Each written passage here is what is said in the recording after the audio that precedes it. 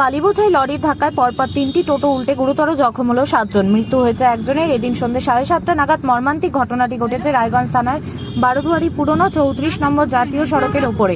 ঘটনার খবর পেয়ে ছুটে আসে রায়গঞ্জ থানার বিশাল পুলিশ বাহিনী। দমকলের একটি ইঞ্জিন। উত্তেজিত জনতা লরি চালককে বেধড়ক মারধর শুরু করে। ভাঙচুর করা হয় লরিটিকে।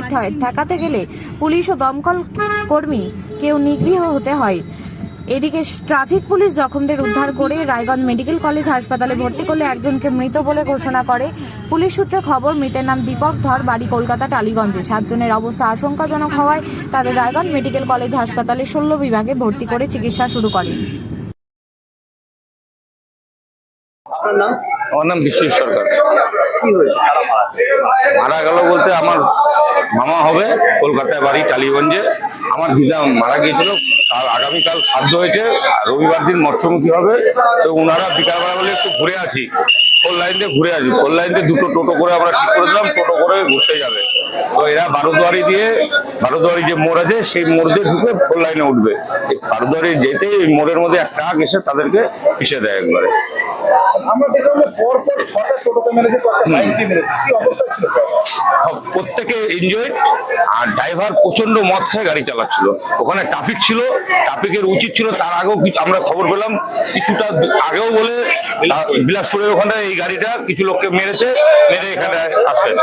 বারিশালাতেও মেরেছে শুনলাম আমরা। আপনাদের পরিবারে কতজন আহত? আমার পরিবারে 6 জন আহত হয়েছে, একজন ডেড হয়েছে। কতজন ভর্তি আসলে? 6 জনই ভর্তি। কতজন আহত জানা আছে? আর ওদিকে যারা অ্যাক্সিডেন্ট হয়েছে তারাও কি ভর্তি হয়েছে? হ্যাঁ, তারাও অনেক প্রচুর লোককে নিয়ে ভর্তি করানো হয়েছে এখানটায়। তাদের তো আর বাড়ির সাথে আমাদের পরিচয় নেই, তাদেরটা আমরা জানি না, কিন্তু ভর্তি করানো হয়েছে প্রচুর লোককে। আপনার নাম? মিঠুন সরকার। আচ্ছা, কি হয়েছে এখানে ঘটনা?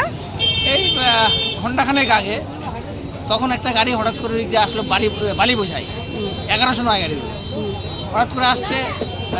পিছন দিকে দেখলাম যে চিৎকার করে মানে লোকজন দৌড়ে দৌড়ে আসছে গাড়িটার পিছিয়ে পিছিয়ে। গাড়িটা কিন্তু বেশি স্পিডেও ছিল না, অল্প স্পিডে ছিল। মানে কোনো ব্রেক ট্রেক চাপা নেই, একদম মানে গাড়ির উপর দিয়ে চলে গেল। টোটো এদিক থেকে টোটো ওইদিকে যাচ্ছিল, আবার 3-4টা টোটো দাঁড় করা ছিল, ওটার উপর দিয়ে চলে গেল গাড়িটা। একজন এই ঘটনায় কেউ একজন স্পটে ডেথ হয়েছে। কতজন জখম হয়েছে? 5-6 জন জখম হয়েছে। গাড়িটাকে ধরা হয়েছে? হ্যাঁ, গাড়িটাকে ধরা হয়েছে শুনলাম। ওই সামনে ছিন্নমস্ত কালীবাড়ির মানে পাম্পের ধরা হয়েছে। ট্রাক চালকটাকে কি মারধর করা হয়েছে? এটা ঠিক বলতে পারবো না। কতজন মোট জখম হয়েছে বলে শুনলাম? আনুমানিক টোটাল মিলে 8-9 জন তো হবেই। 8-9 জন। একজনই মারা গেছে? একজন এখানে নাম ঠিকানা পরিচয় কিছু জানা গেছে? না, নাম ঠিকানা জানা যায়নি, তবে কলকাতার লোক খুব সম্ভবত। যে মারা গেছে সে মারা গেছে কলকাতার লোক। আর যারা আজকে মানে প্রত্যেক সপ্তাহে বাজার বসে, এখানে প্রত্যেক সপ্তাহে ভিড় হয়। সেই অনুযায়ী কিন্তু এখানে ট্রাফিক কিন্তু বেশি থাকে না অফিসাররা, পুলিশ। সেটা যদি একটু আরো কড়াকড়ি হয় খুব ভালো হয় আর কি। এই যে ব্যারিকেড টেরিকেড দিয়ে যদি একটু কি করা হয় তাহলে মনে হয় ভালো হয়। কি বলবেন এই মর্মান্তিক দুর্ঘটনা? এটা খুব মর্মান্তিক, এটা মানে ভাষায় প্রকাশ করা যায় না। এই লোকটা এরকমভাবে চলে গেল।